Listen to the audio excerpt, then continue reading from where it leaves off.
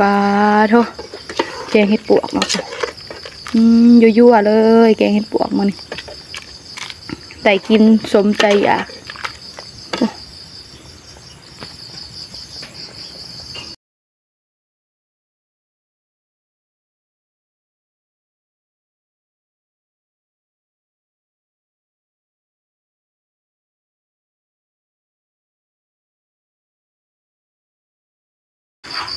กราบสบายดีเด้อพ่อแม่พี่น้องทางผังลาวกราบสวัสดีเด้อพ่อแม่พี่น้องทางผังไทยและต่างประเทศบัสุขุสุคนมณิกาบุผมมาพอกับน้องสาอีกแล้วน้องมาผมพอกับน้องสาตอนยามแรงๆขำแล้วตอนนี้กะทางน้องสาก็มาเปิดคลิปอยู่หน้าบ้านเนาะนี่เลยสวนผักน้องหยาก็เริ่มเกิดขึ้นเลยกะสิเสียไปเทละเล็กเทละน้อยเนาะทางน้องสากะสีมาแกงเฮ็ดเนาะแกงเฮ็ดปวกนั่นแหละที่ล่างไว้วงเวทนี่แต่ตอนนี้ก็ยังข้างบ่เข่าอยู่เนาะกะสิเก็บยะนางค่ะเพื่อข่าวซุกกะสิยะนางไว้ถ่าเนาะบรรยากาศตอนแรงๆกะเย็นแน่เนาะตอนกลางเวนฮ้อนแท้ฮ้อนหวาจนเอาพัดลมออกมาเปิดที่นอกเดี๋ยวเด็กๆมามันก็ฮ้อนดอกคิดว่าพ้นสิตกแหละแต่พ้นกับบริตกทางน้องสาวก็ใส่สูทสีขาวมาเมื่อนี้ใส่เสื้อสีขาวมาเนาะทางน้องสาวก็สีปลูกผักเนาะสิหาผักมาปลูกทางพะแยงสีฟ้าพี่เนาะหรือว่าตะนางเนาะอ้อมไว้มีแต่ผักบัวนานเดียวเนาะผักบัวกะตอนนั้นมี3 นานกินเบิดเลยยังเหลือนานเดียวเนาะนานที่ทางน้องสาวปลูกล่าสุดนั่นแหละมันก็เริ่มใหญ่เลยตอนนี้ก็ข้างมะเข่าไว้กะสิไปเก็บเนี่ยนางแถวเดินนี่แหละแถวแคมหัวเฮาก็มีเนาะแถวต้นหมักม่วงหมักใหญ่เฮาก็มีเพราะว่าเนี่ยนางเฮาก็บ่ได้ซับทิ่มเนาะให้มันเกิดขึ้นในหัวเฮานี่แหละเพราะว่ายามบ่ค่ำยามบ่คืนเฮาก็เก็บอยู่ในหัวเลยเนาะเฮาจึงบ่อยากออกไปเก็บทางอื่นเพราะว่ามันอยู่ในเดินเฮาเองเนี่ยนางกะเบี้ยบักแตงทางน้องสากะลกออกเนาะเบี้ยหน่อยจงเมียนแต่เบี้ยใหญ่เพราะว่าหมากมันก็เริ่มเกิดหมากน้อยๆแล้วดอกกะเต็มอยู่เนาะบรรยากาศตอนยามกลางคืนเนาะเย็นสบายดีทางน้องสากะสิไปเก็บยะนางก็เด้อบัดนี้ค่ะหญ้าทางต้นม่วงก็เริ่มขึ้นอีกเนาะโอ้ทางน้องสากะสิ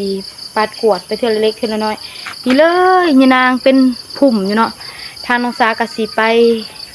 เก็บเอาก่อนเนาะสิไปเก็บแล้วก็สิมาล่างทางน้องสากะสิมานั่งเก็บยะนางเนาะนี่เลยยะนางใบเขียวๆเลยเนาะเลือกเอาแต่ตัวเขียวๆเพราะว่ามันอยู่ในเดินเรือนเขาเอง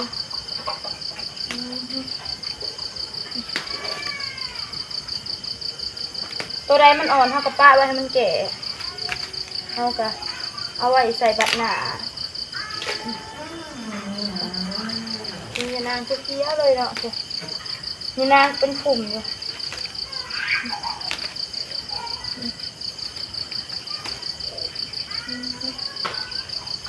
เก็บเอาเสื้อละใบก็ได้เนาะเพราะว่าเลือกเอาใบแก่เอาใบเกี้ยวเลย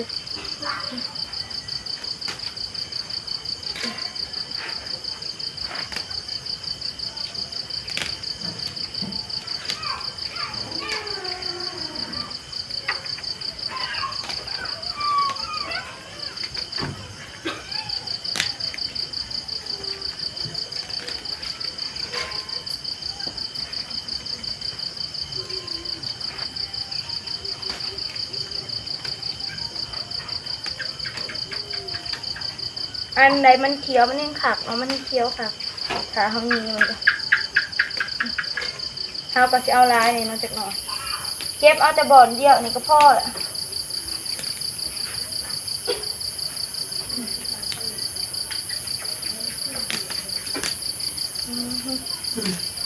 เป็นผุ่มใบอยู่ในเรือนเลยทิ้งงานยามเขาแกงยังเขาก็มาเก็บเอาทางน้องสาวกับสีเห็ดเขียวในจักหน่อยนะเป็นแซ่บ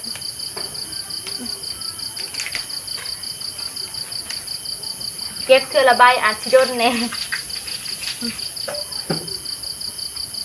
น้องลิ้นทมเข่าไว้ก่อนก็ได้จิกลงทางนั้นแล้วก็ทมให้มันนั่น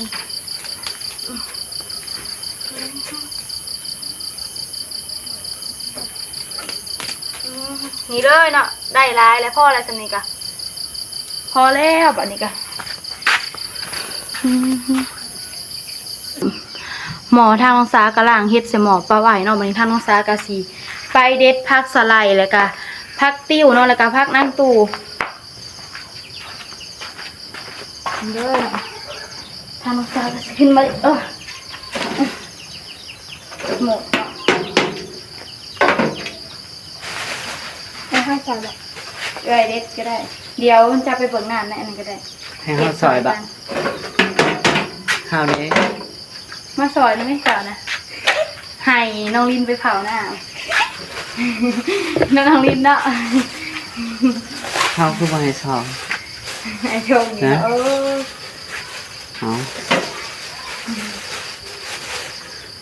สบายดีเด้อแม่ซีเนาะไอ้ชงว่าหยอกน้องจาเนาะต้องขอโทษขออภัยเนาะมื้อเช้านี่น้องทงอาจจะเว้าบ่หลายปานใดเนาะ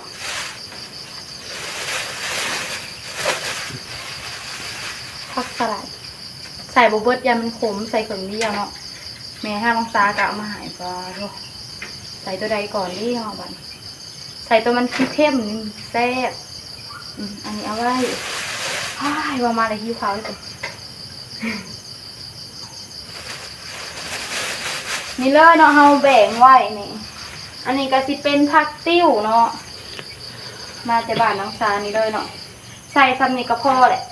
แช่ผักติ้วพร้อมบ่นะโดยเอาหันออกสมๆหน่อยหนึ่งมันสิแซ่บเอาไว้ตัวนี้ก็โอ้ยห่อนเด้อวะอยากกินหน้าเลยนะโดยอันนี้ก็สิเป็นผักนางตู่เนาะผักนางตู่เฮาก็สิใส่ลายเนี่ยมันหอมเลยถึงแซ่บเนาะถ้าใส่ผักนางตู่ลายมันก็สิแซ่บมันก็สิหอมเลยเนาะทางน้องจ๋าก็ใส่ผักนางตู่ได้แล้วออกคมๆสมๆแซ่บเลยนี่เลยเนาะทางน้องจ๋าก็สิมาเด็ดผักเลยบัดให้น้องลิ้นไปยืนเผาน้ำ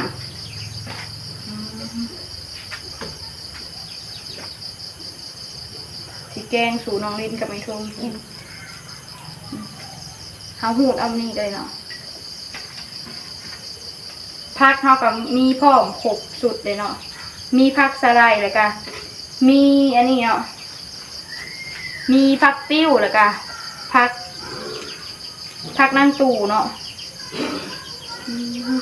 ใส่กระซิมหอมหน่อยหนึ่งผักนั่งตู่ผักสไลด์เฮาใส่มันกระซิออกคมๆหน่อยหนึ่งมันกระซิแซ่บเนาะใส่ครึ่งหนึ่งอยู่นี่แล้วมันบ่มีแล้วมันอันนั้นตายเลยอยู่นี่ก็เลยแม่ทางน้องสาก็เลยเก็บมาให้เนาะเนี่ยตอนนี้กำลังเด็ดผัก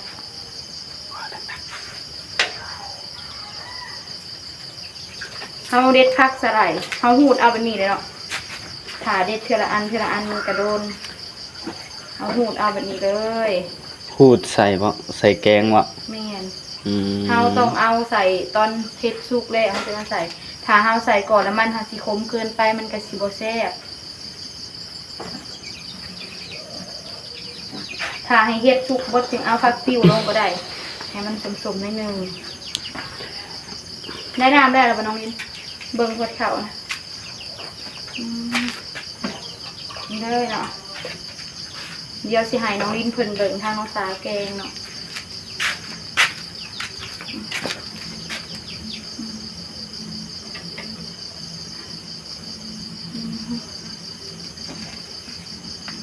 ไอ้ทงก็หมักกินบ่มักใส่เอาหูดเอาแบบนี้เลยบ่เคยกิน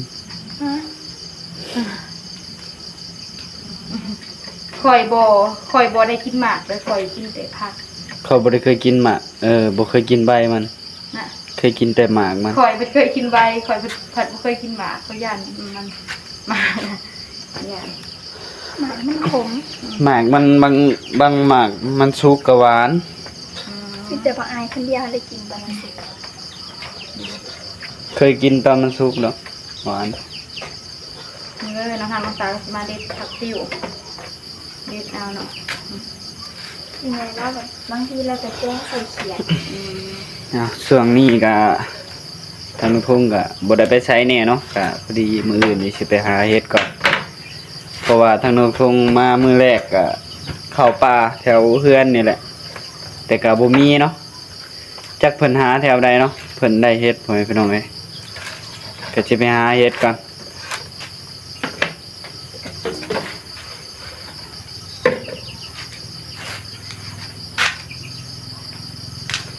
ช่วงนี้ยามเฮ็ดเนาะช่วงนี้แต่ว่า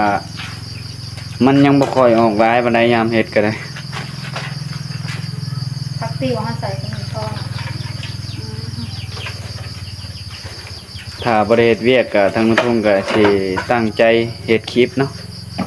ถ้าบ่มีหม้องเฮ็ดเวียกก็ได้ ทางน้องสาวก็สิเด็ดผักบัดนี้ทางน้องสาวก็เด็ดผักก็สิเตรียม ใส่แกงเห็ดเนาะเตรียมผักเตรียมหญ้าไว้ใส่แกงเห็ดเดี๋ยวถ้าเบิ่งตอนทางน้องสาวแกงเด้อบัดนี้ ตอนนี้ก็กำลังเทน้ำยานางใส่เทเบิดเลยบ่ เพื่อน้ำเพชรเขาออกเนาะเพื่อน้ำเพชรเขาออกอันนี้ก็เป็นข้าวเบื่อทาให้หมอพบก่อนท่านจึงเอาลงในข้าวเบื่อ เก็ดคือแกงหน้ำใหม่แล้วเนาะ แม่นแต่ต่างกันแต่บริใส่อันนั้นบริใส่น้ำตาลเอาไปล้างเลยเลยนะนี่จะทาให้หมอปวดเนาะทาให้หมอปวดแล้วเดี๋ยวทำน้ำตาลกระสิพุดไว้ก่อนเนาะทาให้หมอปวดก่อน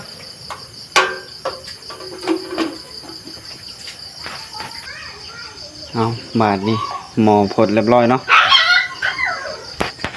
เอาตอนนี้สีใส่ข้าวเบื่อเนาะพี่น้องหมอผดและสีใส่ข้าวเบื่อบาดนะ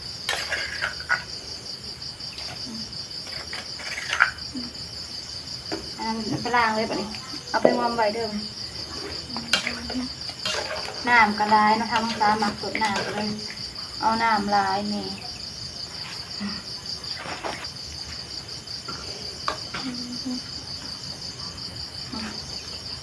ทาให้มองกดอีกจักหน่อยจะเอาประเดกลงไปเอามันนี่ก็สิเอาอันนี้มาประเดกเลย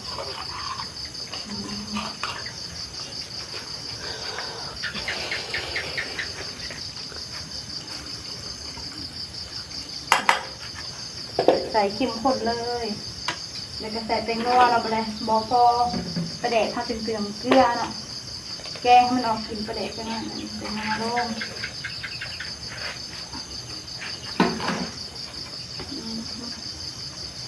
ปรุงเครื่องปรุงแล้วก็ใส่ฟักติ้วลงมา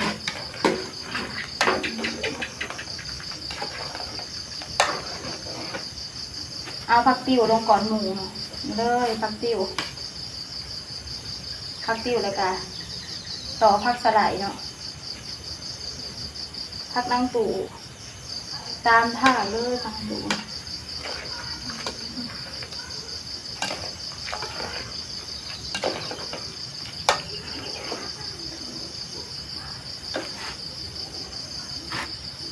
ไทยก็อยากข้ออันนี้เนาะบัดนี้เพราะว่าคนเอาถ่านใส่มันสิสุกอะเอาปรุงเครื่องปรุงมันสิสุกที่ขาวเลยค่ะดูมันยัง ยัง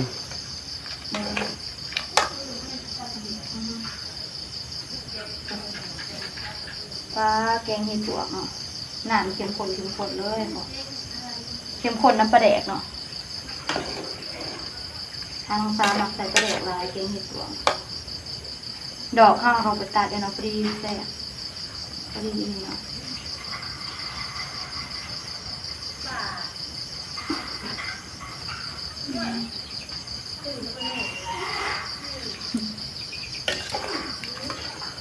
เอากระติซีมัน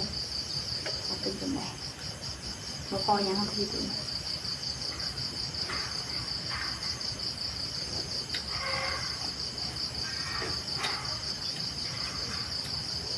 ชิมก่อนแล้วนะ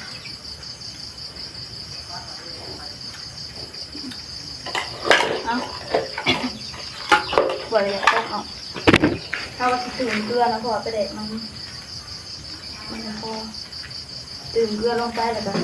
ตื่นเป็นนัวเนาะจักเล็กน้อยนี่เลื่อนนะเป็นวันตื่นลงอีกหน่อยหนึ่งทาเอาซีมเลยทามันพอดีเลยทาก็จะผักสไลด์กับผักนางตู่ลงมาเพราะว่าใส่ผักติ้วกับไห่มันสมจักน้อยหนึ่งน้องใหม่ก็เข่าเสือใส่หนังไม่ได้เนาะหมักสดหนัง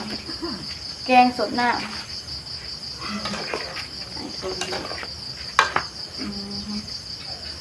แกงสดหน้ามึงเปิดซีมก่อนไทยกับสิบแห้งมันกับสิบสดแห้ง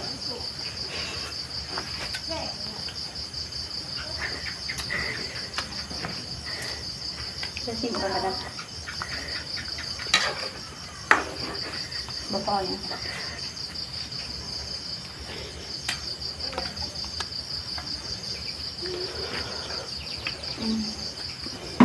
พอดีละ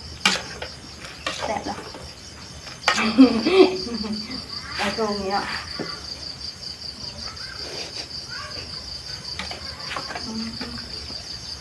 ไอ้ทงพักติวแถวนี้ก็บริมีนะโมมี่ดีบ้านจัง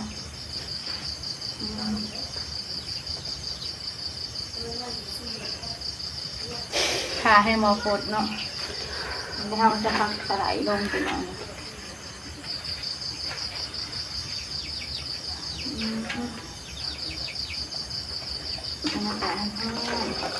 สดแกงหอม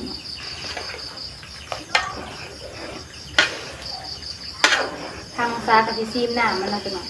ว่ามันสมหรือเปล่ามันออกสมสักหน่อยหรือเปล่าไปทางซาซีมกันเลยซีมอีกรอบหนึ่งนะว่ามันสมหรือเปล่า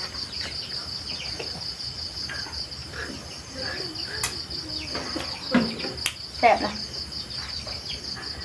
แซ่บเลยโอ้ยปลาโทแกงเห็ดปวกนะโอ้แกงเห็ดปวกวันนี้ก็สิใส่ผักสไลด์ลงเนาะใส่หลายๆเลยมันจึงคมผักสไลด์ให้ผักสไลด์ออกคมในหนึ่งแล้วก็สิใส่ผักนางตู่ตบท้ายด้วยนางตู่เนาะแกงเห็ดปวกแซ่บๆจ้ามาเด้อแม่ชีเด้อกินแกงเห็ดปวกน้องๆสาเด้อพวกเอาไปนี่กะสีใส่ผักนางตู่เนาะใส่ผักนางตู่ได้หลายเลยเนาะเอาผักลายเนาะมันถึงแซ่บ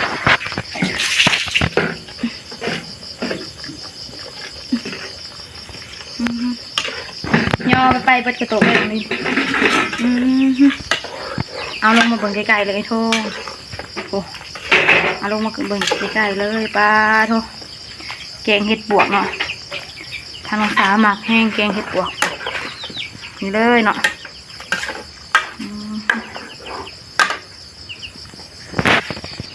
ปลาโทแกงเห็ดปวกเนาะยั่วๆเลยแกงเห็ดปวกมันใส่กินสมใจอยาก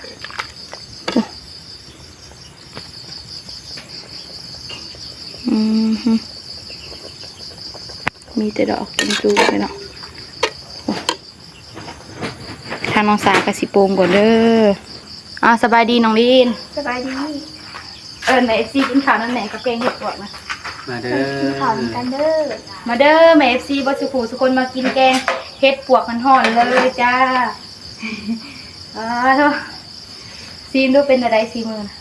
ผ่านอยู่วะผ่านอยู่ไว้ท่อนผ่านอยู่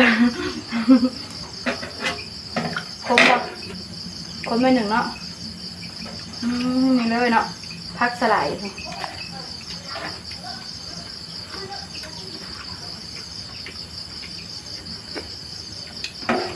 นอนหอนด้วย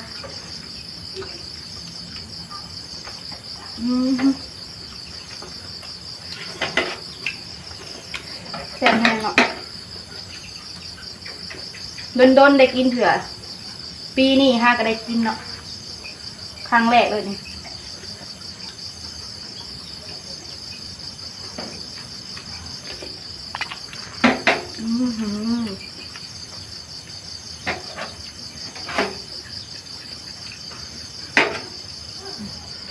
กินผักสไลด์ค่ะ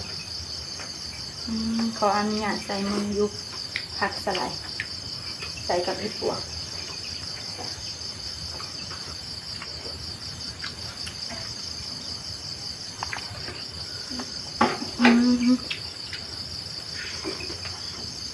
ใส่บอลหง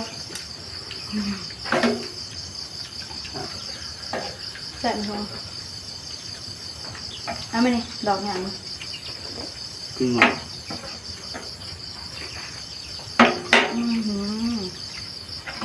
แซ่บแมวผักสไลด์เอาใส่ผักสไลด์กับผักติ้วเนาะ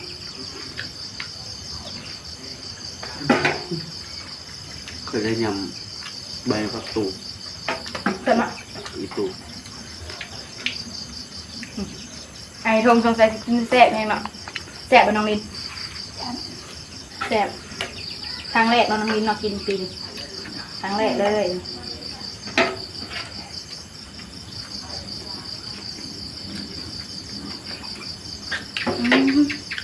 ออกคมๆแล้วหนึ่งแหละก็ออกกินไปแดกแล้วหนึ่งที่แซ่บ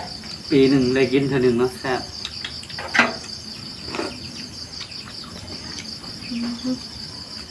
ไอ้ทงที่แซ่บแห้ง ใช่อีหยังใส่ได้กินทุกมื้อนะ ปูปลา ปูปลาก็ได้กินทุกมื้อชุด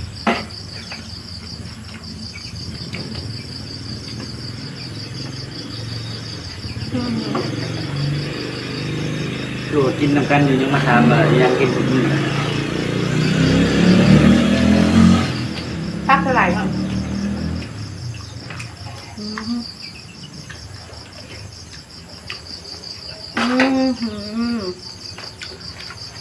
แซ่บเนาะ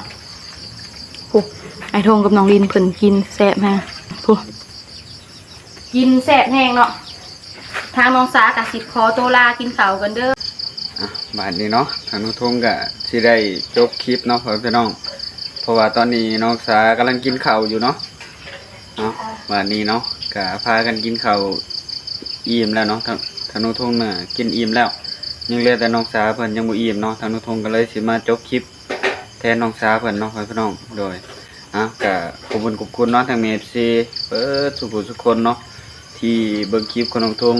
ตั้งแต่ต้นจนจบที่บ่ความโฆษณาเนาะก็ช่วงนี้ทางน้องทงก็บ่ได้ไปเวียกไสเนาะพ่อพี่น้องเนาะพอดีก็สิมาเฮ็ดคลิปแทนน้องสาเพิ่นแน่เพราะว่าน้องสาเพิ่นก็ท้องเริ่มแก่แล้วเนาะพ่อพี่น้องเนาะเพิ่นก็เฮ็ดเวียกหลายบ่ได้แล้วเนาะทางน้องทงก็สิมาซอยเพิ่นแน่เนาะพ่อพี่น้องโดยทางน้องทงก็สิจบคลิปไว้เพียงเท่านี้เนาะขอกล่าวคำว่าสบายดีเด้อ ตาเฮ็ดกบตา